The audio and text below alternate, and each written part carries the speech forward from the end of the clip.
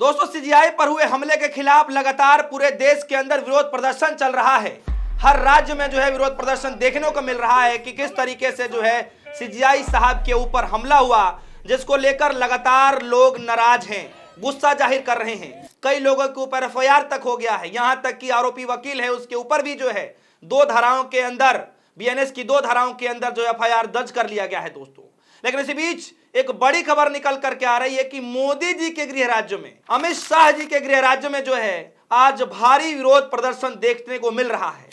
दरअसल हाल ही में हुए बीआर गवई साहब के ऊपर जूते से हमले करने की कोशिश की जाती है, जिसके बाद पूरे देश में विरोध प्रदर्शन चल रहा है और आज उसकी आंच धीरे धीरे मोदी जी के गृह राज्य तक पहुंच चुका है, गृह मंत्री अमित शाह जी के गृह राज्य तक पहुंच चुका है, यानी गुजरात के अहमदाबाद तक पहुंच चुका है। दोस्तों, रात में लोग बैठ बैठकर किस तरीके से नारेबाजी लगा रहे हैं सीजीआई गवई साहब के समर्थन में, और किस तरीके से विरोध प्रदर्शन कर रहे हैं कि सीजीआई साहब का अपमान नहीं सहेगा हिंदुस्तान। संविधान जिंदाबाद जिंदाबाद जिंदाबाद, बहुजन एकता जिंदाबाद जिंदाबाद जिंदाबाद, बहुजन एकता जिंदाबाद जिंदाबाद जिंदाबाद। क्योंकि किस तरीके से जो आरोपी वकील होता है, परिसर से जब उसको बाहर निकाला जाता है तो आरोपी वकील ये कहता है कि सनातन का अपमान नहीं सहेगा हिंदुस्तान। अब आम जनता सड़क पर उतर कर कह रही है कि सीजीआई का अपमान नहीं सहेगा हिंदुस्तान। जरा देखिए कि किस तरीके से इस खबर को जो है दिखाया जा रहा है। जिग्नेश मेवानी साहब ने इस वीडियो को जारी करते हुए क्या कुछ लिखा है आपके सामने। जस्टिस बीआर गवई का अपमान, हरियाणा में आईपीएस पूरण सिंह की आत्महत्या और उत्तर प्रदेश में हरिओम वाल्मीकि की हत्या के खिलाफ आज गुजरात के अहमदाबाद में बहुजनों का मोर्चा। जस्टिस गवई का यह अपमान नहीं सहेगा बहुजन। आज आने वाले दिनों में गुजरात में एक बड़े आंदोलन की घोषणा होगी। संगियों हो जाओ तैयार, बहुजनों का जूता अब तुम्हारी सोच पर पड़ने वाला है। हालांकि मैं इस खबर को बता रहा हूं, लेकिन ये जो वाकया है ये जिग्नेश मेवानी साहब का वाकया है।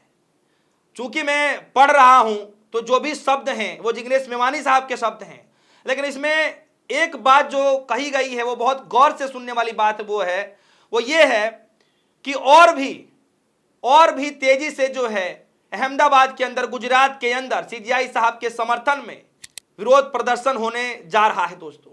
यानी उस हमले के खिलाफ विरोध प्रदर्शन होने जा रहा है गुजरात के अंदर, और मोदी जी और अमित शाह जी पूरी तरीके से चुप हैं। सवाल है दोस्तों कि इन 5 दिनों के अंदर में दलित समाज के ऊपर किस तरीके से अत्याचार हो रहा है। 5 दिनों के अंदर में एग्जाम्पल है। हालांकि अत्याचार की खबरें तो पिछले कई सालों से होती रही हैं, लेकिन एग्जाम्पल के तौर पर पिछले 5 दिनों के अंदर 3 बड़ी घटनाएं हो गई, जिससे आप यह अंदेशा लगा सकते हैं, सोच सकते हैं कि किस तरीके से दलित समाज के लोगों को आज भी प्रताड़ित किया जाता है। और एनसीआरबी का जो डेटा है यूं ही नहीं बता रहा है कि आंकड़ों में वृद्धि हो रही है। दोस्तों, आपको याद होगा कि किस तरीके से उत्तर प्रदेश के अंदर में एक घटना होती है हरिओम वाल्मीकि को लेकर के। चोरी के आरोप में वो पता नहीं बंदा चोरी करता भी है कि नहीं भी करता है, लेकिन सिर्फ चोरी के आरोप में, शक के बिहाफ में उसको पीट पीट कर मौत के घाट उतार दिया जाता है। हरिओम वाल्मीकि, उत्तर प्रदेश की घटना। उसके बाद सीजीआई साहब के ऊपर हमले की कोशिश की जाती है, जूता फेंकने की कोशिश की जाती है। और तीसरी घटना किस तरीके से जो आईपीएस पूरण जो हैं उनके ऊपर इतना प्रेशर डाला गया, इतना दबाव डाला गया, उनको जो है जाति सूचक गालियां दी जा रही थी, क्योंकि उनकी पत्नी कह रही है इस बात को कि जो है एससी होने पर पति को जो है जाति सूचक गालियां दी जा रही थी, और वो बेचारे परेशान हो गए, पीड़ित हो रहे थे, जिसके बाद उन्होंने जो है वो कदम उठा लिया। तो दोस्तों देख लीजिए कि 5 दिनों के अंदर में 3 ये बड़ी घटनाएं हुई हैं, और तीनों ये जो घटनाएं हैं दलित समाज से जुड़ी हुई हैं।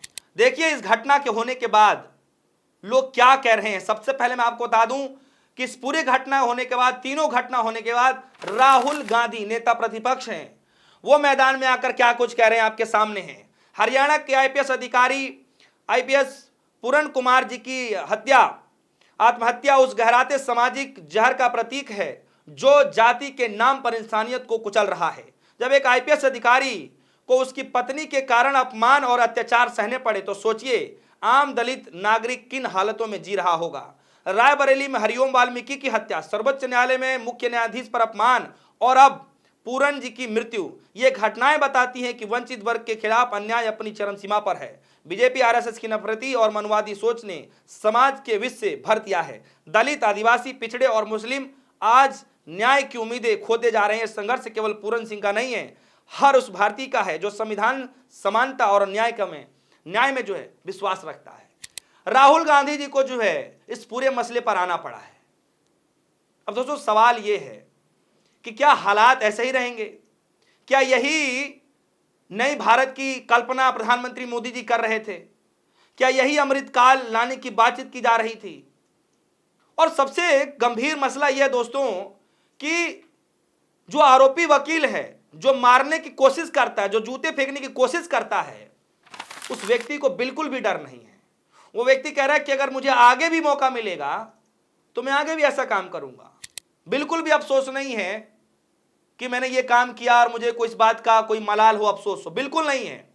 और सबसे बड़ी बात है दोस्तों कि जहां पर उसके ऊपर कुछ धाराएं लगाकर जेल के अंदर डालना चाहिए था सरकार को, कायदे में देखा जाए तो ऐसे वकील को जो है आप देखिए कि इंटरव्यू लिया जा रहा है कि किस तरीके से भारतीय जनता पार्टी के एक नेता ने जो है उस वकील की तारीफ की है, तारीफों के पुल बांधे हैं। द वायर ने इसको लिखा है, रिपोर्ट के अनुसार पूर्व आईपीएस अधिकारी और भाजपा नेता ने राकेश कुमार का जिक्र करते हुए, भले ही कानूनी रूप से और बेहद गलत हो, मैं इस उम्र में नतीजों की परवाह किए बिना एक स्टैंड लेते हुए उस रास्ते पर चलने के आपके साहस की प्रशंसा करता हूं। यानी पहले देखिए किस तरीके से भाजपा नेता जो ये कह रहा है कि इस रास्ते पर चलने के लिए आपकी साहस की प्रशंसा करता हूं, और जब ये मामला तुल पकड़ लिया, जब ये मामला और ज्यादा बढ़ चुका, जब लोगों के पास पहुंचने लगा, तो देखिए भाजपा नेता कह रहा है कि सीजीआई पर हमले की कोशिश करने वाले वकील को सराहा, आलोचना के बाद माफी। जी हाँ, यानी जब आलोचना होने लगी तो वही बीजेपी नेता जो है माफी मांगने लगा। तो देखिए कि मानसिकता किस तरीके से जो है सीजीआई साहब के खिलाफ बढ़ती जा रही है। वो इसलिए क्योंकि वो दलित समाज से आते हैं। और दोस्तों ये मैं नहीं कह रहा, तमाम हर वर्ग के लोग इस बातों को लेकर के कह रहे हैं। दोस्तों आप सभी को क्या लग रहा है कि ये जो जगह जगह पर जो आंदोलन हो रहे हैं, जगह जगह पर जो विरोध प्रदर्शन हो रहे हैं, महाराष्ट्र में हो रहा है, आप देखेंगे किस तरीके से जो है दिल्ली के अंदर कल के दिन हुआ, आम आदमी पार्टी ने पूरा मोर्चा खोला करोल बाग के अंदर में। उसके बाद आप देखेंगे कि अहमदाबाद के अंदर, गुजरात के अंदर जो है सीजीआई साहब को लेकर के जो है विरोध प्रदर्शन हो रहा है कि किस तरीके से उनके ऊपर हमले किए जा रहे हैं। और आज यह खबर है कि आम आदमी पार्टी पूरे प्रदेश में देशव्यापी के तौर पर आंदोलन करने जा रही है।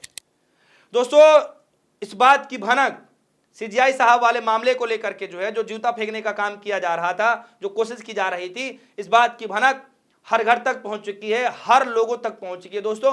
और कहीं ना कहीं लोग असमंजस में हैं, असहज महसूस कर रहे हैं कि देश के सीजीआई साहब ही जब इस तरीके से अपने आप को स्तब्ध महसूस कर रहे हैं, क्योंकि कोई भी इंसान जाकर के जूता मारने की बात कर रहा है या फिर जूता फेंकने की बात कर रहा है, तो सोचिए कि इस देश में रहने वाले आम दलित समाज के लोगों के साथ क्या कुछ होता होगा।